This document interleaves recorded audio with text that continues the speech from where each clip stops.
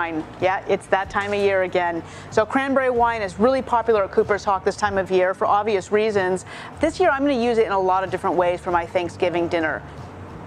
Of course, on its own, it's really delicious. And there's a few unique things about this wine. For one thing, cranberries on their own are not very sweet. And so in order to make wine out of this, we have to add a little bit of sugar to it in order to get that fermentation going, which gives us this really beautiful, intense, concentrated wine with enough alcohol to actually show you a good time.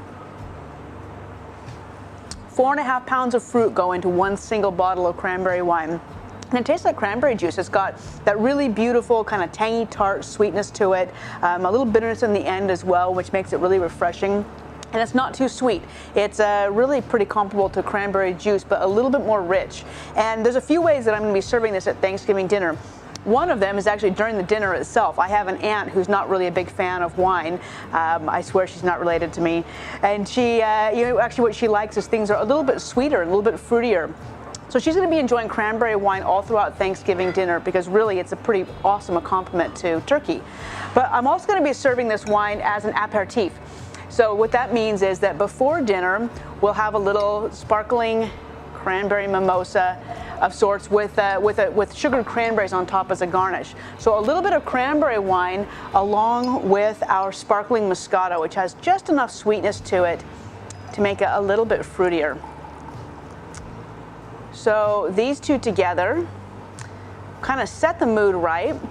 And then to this, I've taken cranberries that I've first dipped into marmalade in order to make them really sticky.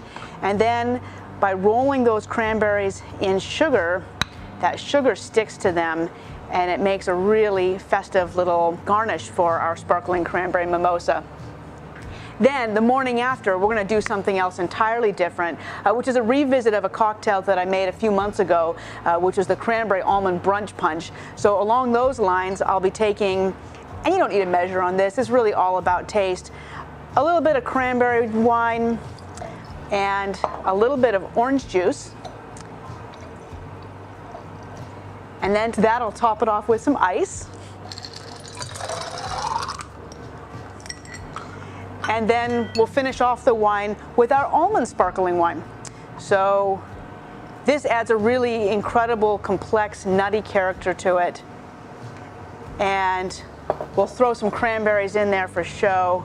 And voila, cranberry almond brunch punch, along with a sugared cranberry mimosa and cranberry wine, all on its own. Cheers and happy Thanksgiving to you and your family.